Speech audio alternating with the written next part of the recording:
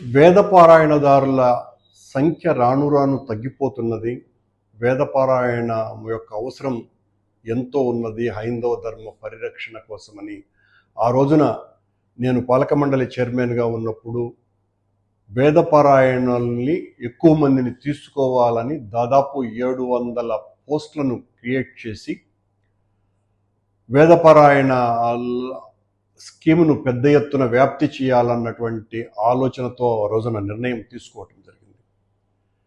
దీనికి సంబంధించి ఈ రోజున అంటే 11వ తారీఖు సెప్టెంబర్న ప్రారంభం కావాల్సినటువంటి ఇంటర్వ్యూలను ఉద్దేశపూర్వకంగా చైర్మన్ గారు ఆపినట్టుగా బయటంతా చర్చ జరుగుతున్నది. ఈ వేదపారాయణ ఇంటర్వ్యూలకు సంబంధించి ఎంతో ఉన్నతమైనటువంటి సంస్కారం కలిగినటువంటి వ్యక్తి, టీటీడీలో నిజాయితీ కలిగినటువంటి వ్యక్తి, అన్ని విషయాల పట్ల కూలంకషమైనటువంటి చర్చ చేసి నిజ నిర్ధారణకు వచ్చిన తర్వాతనే ఏ నిర్ణయమైనా తీసుకునేటువంటి వ్యక్తి, అత్యున్నతమైనటువంటి అధికారిగా పేరుగాంచినటువంటి డిప్యూటీ ఎగ్జిక్యూటివ్ ఆఫీసర్ గోవిందరాజన్ గారి ఆధ్వర్యంలో కృష్ణ యజుర్వేదం విభాగం అధ్యాపకుడైనటువంటి ఫణి యజ్ఞేశ్వరయాజులను నేతృత్వంలో ఈ ఇంటర్వ్యూలు జరుగుతాయని అందరికీ తెలిసినటువంటి విషయమే. ఈ 700 మందిని వేదపారాయణదారులను తీసుకుంటే టీటీడీ ఎంతో మేలు జరిగేది. కానీ చైర్మన్ గారు ఉద్దేశపూర్వకంగా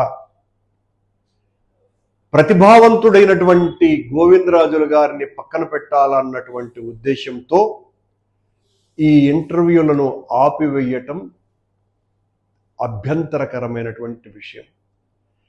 తనకు కావలసినటువంటి వాళ్లను వేదపారాయణదారులుగా తీసుకోవాలన్నటువంటి కుట్ర తప్ప మరొకటి కాదు. ఇది గోవిందరాజుల గారిని తప్పించటము అంటే అంతకంటే తప్పిదం మరొకటి లేదు. ఎవరో ఆకాశరామన్న ఉత్తరాలు రాశారనో లేకపోతే ఎవరో కంప్లైంట్ చేశారనో 700 మంది వేదపారాయణదారులకు భృతి కల్పించేటువంటి అవకాశాన్ని ఆపివేయటం ఏ కారణం లేకుండా అది గోవిందరాజుల గారికి ఒక్కరికే మచ్చ తెచ్చే విషయం కాదు, మొత్తం బ్రాహ్మణ సమాజానికంతా కూడా చాలా తీవ్రమైనటువంటి ఆవేదన కలిగించేటువంటి విషయం. ఈ విషయాన్ని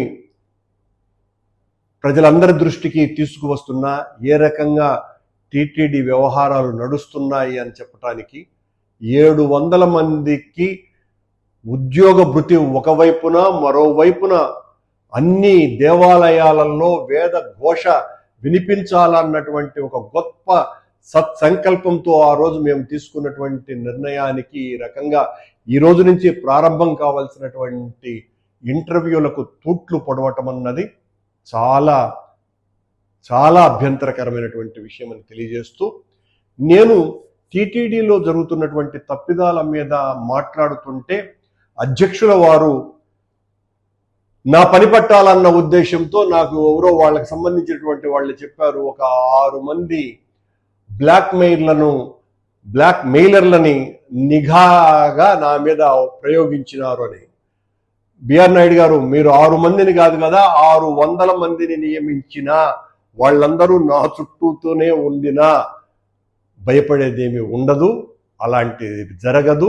మీరు ఈ రకమైనటువంటి చర్యలు చేస్తూ పోతూ ఉంటే మీరు అద్దాల మేడలో ఉన్నారు అన్న సంగతిని మర్చిపోయి ఆ అద్దాల మేడ నుంచి మా మీద రాళ్లు వేసేటువంటి కార్యక్రమాలు చేస్తే నష్టం మీకే ఎక్కువ వస్తుంది అన్నటువంటి విషయం తెలుసుకోండి. తప్పులు మీరు చేస్తున్నారు, తప్పులు ఎత్తి చూపాల్సినటువంటి బాధ్యత మాది.